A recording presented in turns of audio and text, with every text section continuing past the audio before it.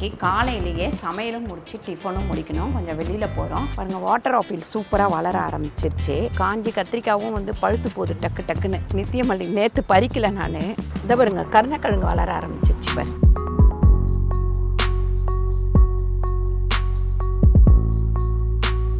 பாருங்க, சாம்பார் ரெடி, கருணக்கிழங்கு வறுவல் ரெடி. வீட்டில் எல்லா வேலையும் முடிச்சுட்டு இப்போ மாங்காட்டு கோயிலுக்கு வந்துட்டு இன்னைக்கு வந்து 11 o'clock வந்தோம் நாங்கள். அதனால் கூட்டம் கொஞ்சம் கம்மி. காலையில் வந்தால் ரொம்ப கூட்டமாக இருக்கும். ஆமாம். உங்கள் சமையலோட ருசியை கூட்ட அம்மா சமையலோட மசாலா வாங்கி சமைச்சு பாருங்கள். அதோட சுவையே தனியாக இருக்கும். நம்மளோட வெப்சைட் லிங்க் வந்து கீழே கொடுக்குறேன். வெப்சைட்டில் நீங்கள் ஆர்டர் போட்டுக்கலாம். நம்மக்கிட்ட மசாலா, வத்தல், வடகம், ஊறுகாய், முறுக்கு மாவு, அதிர்ச மாவு, சீடை மாவு, இந்த மாதிரி எல்லா வகையான மாவு வகைகளும் நம்மக்கிட்ட கிடைக்கும். வணக்கம், நான் உங்கள் அம்மா சமையல் மீனாட்சி.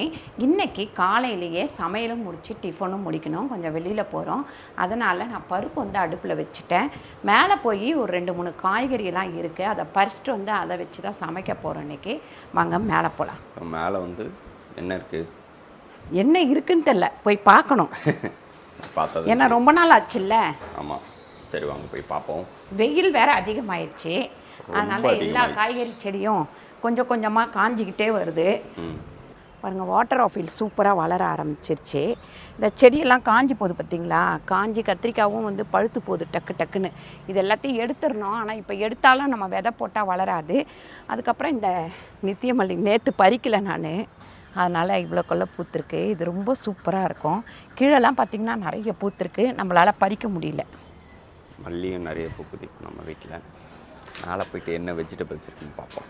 சும்மா எல்லாம் 2 காய் தான் இருக்குது, நிறைய இல்லை. எல்லாம் காய்க்கிறது வந்து குறைஞ்சி போயிடுச்சு. ஏன்னா நாங்கள் மேலே வர்றதே கிடையாது. மேலே வர்றதில்லைன்னா வெயில் வேறு. இப்போ வந்து மோஸ்ட்லி அதாவது நம்ம மேலே வந்து வேலை செய்கிறாங்களா, அதனால் செடி வேலை ஆரம்பித்தோம்னா அவங்க வர்றதுங்காட்டியே நான் முடிக்கணும். அதனால தான் மேலே வந்து கை வைக்காமல் இருக்கிறேன். ஏன்னா வடகெல்லாம் காயுது. கொஞ்ச நேரத்தில் வேர்த்து போகுது. அவ்வளோ ஒரு வெயில், பயங்கர வெயில். எல்லாம் முடிஞ்சதுக்கப்புறம் தான் நம்ம மறுபடியும் கார்டனை கை வைக்கணும். இல்லை, இப்போவே கூட கொஞ்சம் மருந்தடிச்சு விட்டா காய்க்க ஆரம்பிச்சிரும். என்னதான் இருந்தாலும் அடிக்கிற வெயிலுக்கு ஆமாம், நம்மளுக்காலே தாக்கு பிடிக்க முடியல. செடிங்கெல்லாம் காலையிலேருந்து நைட்டு எல்லாமே மேலே தான் இருக்குது. முருங்கைக்காய் லாஸ்ட் டைமே உங்களுக்கு காமிச்சிருந்தோம். அம்மா இங்கே பார்த்தீங்க, போமோகிரானேட்டு நல்லா மாதுளப்பழம். மாதுளப்பழம் இப்போ தான் பிஞ்சு கொடுது. அது காய்க்கட்டும் ஃபஸ்ட்டு. இன்னொரு பிஞ்சும் அங்கே வளர்ந்துருக்கியா. ஒரே ஒரு முருங்கைக்காய் மரம் வந்து பார்த்திங்கன்னா இத்தனோண்டு மரம் தான். ஆமாம், குட்டி மரம் தான். அத்தி வந்து நிறைய வளருது, ஆனால் பழுக்க மாட்டேங்குது. வெயில் அடிக்குதுப்பா எல்லாத்துக்குமே. வெயில் அதிகமாக இருந்தால் ஒன்றுமே பண்ண முடியாது. அப்புறம் இந்த பப்பாளிங்கம்மா இதெல்லாம் வளர ஆரம்பிச்சிருச்சு. அன்றைக்கி நட்டோம்ல, வெத்தலைவள்ளி கிழங்குது. மஞ்சள் வந்து அதில் வச்சுருக்கேன். இதை பாருங்க, கருணக்கிழங்கு வளர ஆரம்பிச்சிருச்சு பாரு. இதுலேயுமே கருணக்கிழங்கு இருக்குது. எத்தனை காய் எடுத்துருக்கோம் இன்றைக்கி? நம்ம கம்மி தான், இவ்வளோ தான் இருக்குது, வேறு இல்லை. சரி, அப்போ கீழே இருக்கிற பொருளை வச்சு நம்ம பண்ணிக்கலாம். ஆமாம், போகலாம். இப்போ வந்து தேங்காய் பால் எடுத்துக்கலாம். இன்றைக்கி வந்து ஆப்பம் தான் நம்ம ஊற்ற போகிறோம். தேங்காய் பால் எடுக்கிறது உங்கள் எல்லாருக்கும் தெரியும். டக்குன்னு எடுத்துடலாம். ஆப்பனாலே தேங்காய் பால் தான். அதுக்கப்புறம் வெங்காயம் வச்சு ஒரு இது பண்ணுவேன். அதோட பேர் மறந்துட்டேன். அதுவும் இதுவும் வச்சு சாப்பிடும் போது பார்த்திங்கன்னா அவ்வளோ ஒரு டேஸ்ட்டாக இருக்கும். அப்படி இல்லைன்னா நீங்கள் இது யூஸ் பண்ணிக்கலாம். குருமா அரைச்சி திப்பி எடுத்தோம் இல்லைங்களா, அந்த தேங்காய் கொஞ்சம் போட்டுக்கலாம். இது எப்படின்னா கொஞ்சம் நல்லா முருகன்னு வரும்போது டேஸ்ட்டு வந்து நல்லாயிருக்கும். அதுக்காக தான் அதையும் சேர்த்துக்கிறேன் நான். நாங்கள் திக்கி போடாமல் இதில் போட்டோன்னா அது ஒரு டிஃப்ரெண்ட் ஆகிடும். எனக்கு இந்த ஆப்பம் சுட்டுறதுல வந்து பார்த்திங்கன்னா அப்படி சுற்றுறது ரொம்ப பிடிக்கும். ஏன்னா அவங்க வந்து சின்ன வயசில் ஒரு ஹோட்டல் வச்சுட்டு இருந்தோம். அந்த ஹோட்டலில் வந்து ஆப்பம் சுட்டு சூப்பராக இருக்கும். நான் ஒரு எத்தனாவதுமா படிச்சுட்டு இருந்தேன், 3rd or 4th படிச்சுட்டு இருக்கும் போது 2ஆம் கிளாஸ் தான். ஆமாம். ஸோ அப்போ இது அந்த சுற்றும் போது வந்து பார்த்திங்கன்னா சூப்பராக இருக்கும். அது எங்கள் ஆப்பம் சுற்றுறது, இட்லி வந்து கரெக்டாக ஊற்றணும். அப்போ தான் வந்து நல்லாயிருக்கும். நான் அந்த 2ஆம் கிளாஸ் படிக்கும் போதே ரமேஷ் பார்த்திங்கன்னா இட்லி ஊற்ற சொல்லுவேன். ஏன்னா வேலைக்கு வந்து ஆளுங்களே நிற்க மாட்டாங்க. அப்படியே நின்னாலும் கொஞ்சம் வியாபாரம் ஆச்சுன்னா சம்பளத்தை ஏற்றி கேட்பாங்க. அதனால் நான், ரமேஷ், சதீஷ், அப்பா வந்து கொஞ்ச நேரம் தான் இருப்பார். அவர் ஆட்டோ ஓட்ட ஓடிடுவார். அதனால் ரமேஷ்க்கு வந்து இட்லி ஊற்றுற வேலை. அந்த இட்லி குண்டா வந்து நான் இன்னும் கூட வச்சிருக்கிறேன். நம்ம பெரிய இதில் ஆமாம், பெரிய வீடியோலாம் பண்ண அதில் இருக்குது. கரெக்டாக வந்து 2 ஈடு ஊற்றிடுவார். அவர் ஸ்கூலுக்கு கிளம்புற வேலைக்கு டக்குன்னு வந்து 2 ஈடு ஊற்றிடுவார். சதீஷ்க்கு என்ன வேலை, சத்யாவுக்கு என்ன வேலை அப்படின்னு பார்த்தீங்கன்னா, அவர் வந்து காலையில் வந்து இது தோசை ஊற்றி கொடுப்பாரு. கல் தோசை, அப்புறம் மசால் தோசை அந்த மாதிரி ஊற்றிட்டு இருப்பாப்புல.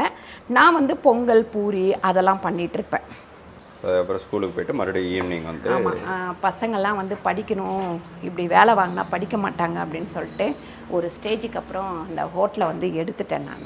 ஆனால் அது மட்டும் கிடையாது, லேடிஸ் மட்டும் இருந்து ஒரு சில பிஸ்னஸ் நடத்தும் போது நிறைய பிரச்சனைகள் வரும். அப்போ வந்து அப்பா பயந்தார், என்னத்தை இதெல்லாம் வேலை அப்படி இப்படின்னாரு. சரி அதனால் எடுத்துருவோம் அப்படின்னு எடுத்துட்டோம். அன்றைக்கி இந்த ஹோட்டலில் இருந்தால் இன்றைக்கி ஒரு அம்மா சமையல் மீனாட்சி மிஸ் பண்ணியிருப்பாங்க எல்லோரும். அதுவும் கரெக்டு தான். பாருங்க, அந்த சுற்றுறது பாருங்கள், சூப்பராக இருக்கும். காலத்துலாம் எப்படிங்க அப்போலாம் யார் கண்டுபிடிச்சான்னு தெரியல. ஆமாம், அந்த ஒரு ஷேப்பு வந்து எல்லாமே ஒரு கண்டுபிடிப்பு தான்ப்பா சமையல். ஆனால் நிறைய பேர் வந்து சமைக்கிறவங்கள மதிக்கிறதே இல்லை. சமையல்காரி அவ்வளோதான். சில பேர் மதிக்கிறாங்க, சில பேர் இருக்காங்க. அதெல்லாம் காதல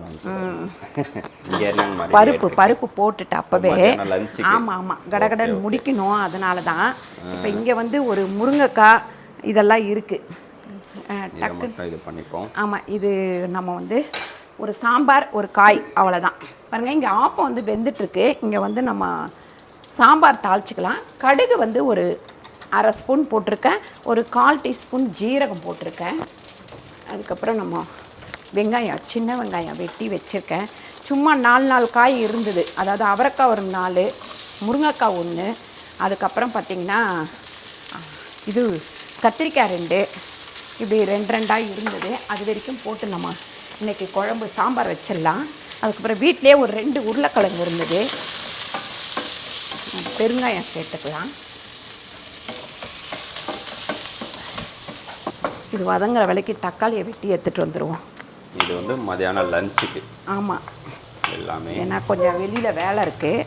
இன்னைக்கு வந்து வெள்ளிக்கிழமைன்றதுனால இது வந்து கோயிலுக்கு போகணும், மாங்காட்டு கோயிலுக்கு போயிட்டுருக்கிறேன். ஆமாம், வாரம் அது தவிர ஊறுகாய்க்கு பாட்டிலெல்லாம் வாங்க போகணும். அதனால் நம்ம வந்து கடகடன் காலையிலே எல்லா வேலையும் முடிச்சிருவோம் அப்படின்ட்டு முடிச்சிட்ருக்கிறேன். அந்த டீ இது ஒரு 4 தக்காளி, அதுக்கப்புறம் இந்த அவரைக்காவையே சேர்த்துடலாம். இது என்னதுங்கம்மா, அவரைக்காவா குழம்பு? இது சாம்பார்மா. சாம்பார், கத்திரிக்காய், முருங்கைக்காய், உருளைக்கிழங்கு, அவரைக்காய் எல்லாம் போட்டு ஒரு 2 காய் இருந்ததா, அதனால் அப்படியே எல்லாத்தையும் போட்டு ஒரு சாம்பார் வச்சிடலாம். ஆப்பத்தை வந்து எடுத்துக்கலாம். அந்த காலத்தில் இரும்பு சட்டி ஒன்று இருக்கும், ஆப்பக்கடாய். ஹோட்டல்லலாம் நம்ம வீட்டில் இருக்கு. சொல்கிறேன் நான் வந்து அதில் யூஸ் பண்ணோம் அப்படின்னா இந்த சைடு ஃபுல்லாக நல்லா மொறுன்னு வரும். என்னதான் இதில் ஊற்றினாலும் நமக்கு அந்த முறுமுறுப்பு வர மாட்டேங்குது. நீங்கள் பழகி அதை பக்கமாக வச்சுக்கணும். அப்படின்னா வராது.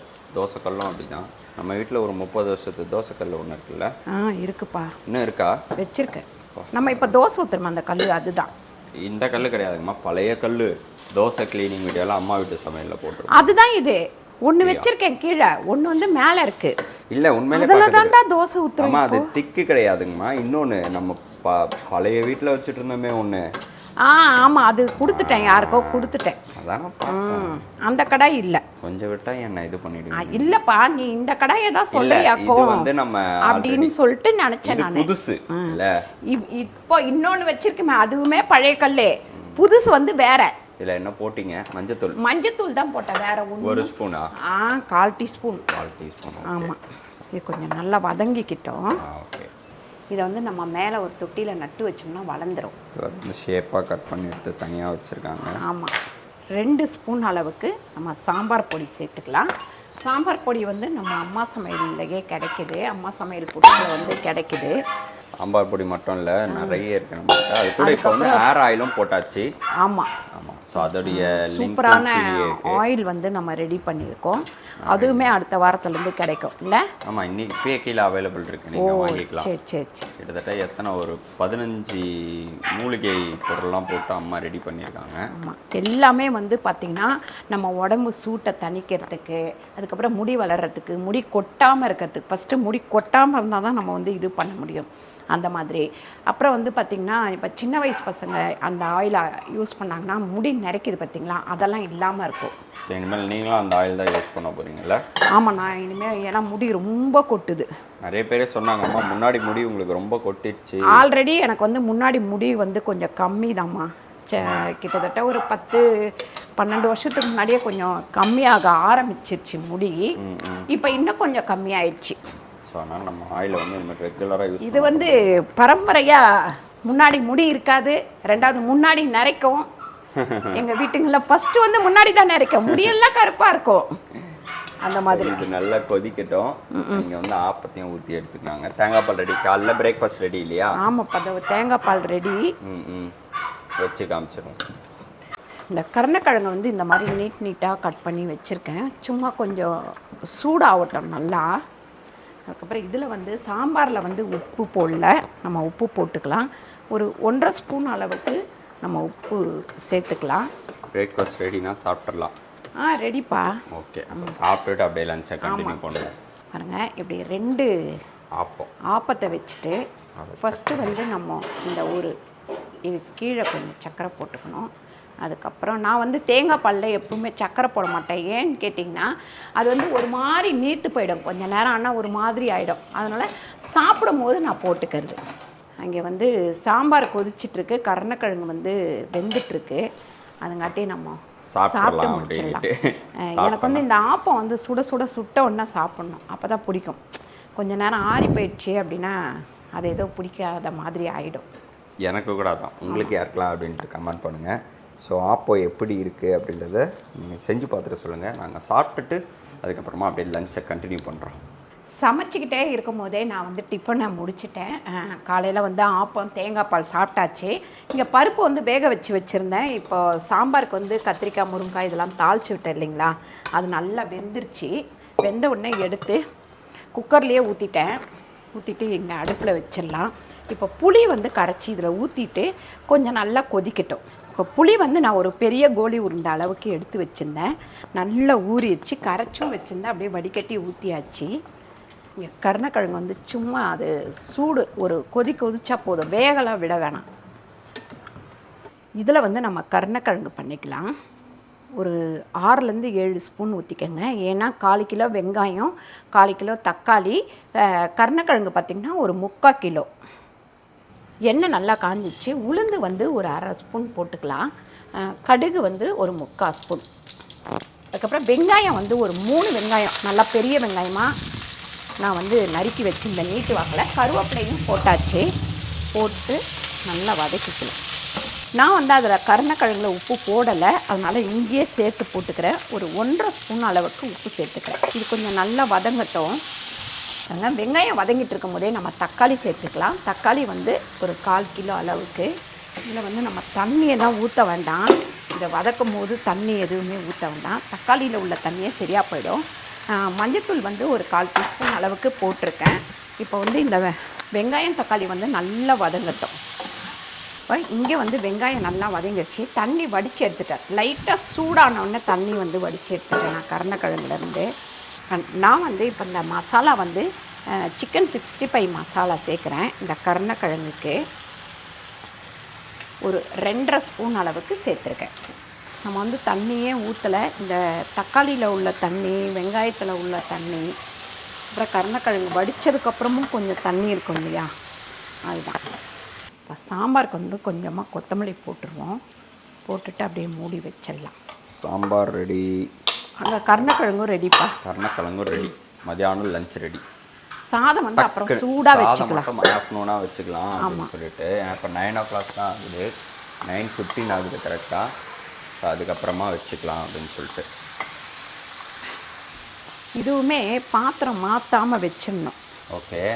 ஏன் அப்படின்னா, ஆமாம், சாப்பிடும் போது லைட்டாக இப்படி சீக்கிரமாக சமைச்சிட்டோம் அப்படின்னா இந்த மாதிரி அப்படியே வச்சுட்டோம் அப்படின்னா வந்து கொஞ்சம் லைட்டாக சூடு பண்ணி சாப்பிட்டுக்கலாம்.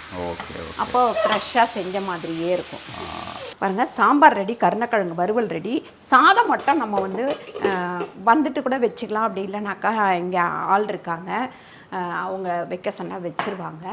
நம்ம வந்து இப்போ ஆப்பெல்லாம் முடிச்சாச்சு, சாப்பிட்டாச்சு. கோயில் போயிட்டு அப்படியே வந்து பாட்டில்லாம் வாங்க போகணும். அப்படியே கிளம்ப வேண்டியது தான். ஆமாம். ஸோ ஏன்னா இன்றைக்கி பாட்டில்லாம் வாங்கி இந்த இதுக்கு எண்ணெய், ஆமாம், எண்ணெய் எல்லாமே வந்து மாற்ற போகிறோம். ஸோ அதனால் பாட்டில்லாம் வாங்க போகிறோம். ஓகே. இன்னைக்கு காலையில் எழுந்திரிச்சு கடகடன்னு சமையலெல்லாம் முடிச்சுட்டு கோயிலுக்குலாம், அதாவது எங்கன்னா வெளில போனோம்னா காலையில் பிரேக்ஃபாஸ்ட்டும் சமையலும் முடிச்சுட்டு கோயிலுக்கும் வந்தாச்சு. இந்த மாதிரி எங்கேயாவது போகிறதுனா டக்குன்னு எழுந்திரிச்சு எல்லா வேலையும் முடிச்சுட்டு வந்துடுங்க. அப்போ தான் ஈஸியாக இருக்கும். போனோன்னா ரெஸ்ட் எடுக்கலாம். ஆனால் எங்களுக்கு ரெஸ்ட் கிடையாது. ஆமாம். இந்த வீடியோ உங்களுக்கு பிடிச்சிருந்தா லைக் பண்ணுங்கள், ஷேர் பண்ணுங்கள், சப்ஸ்கிரைப் பண்ணுங்கள், ஃபேஸ்புக்கில் ஷேர் பண்ணுங்கள், மறக்காமல் கமெண்ட் பண்ணுங்கள். நன்றி, வணக்கம். பாய்.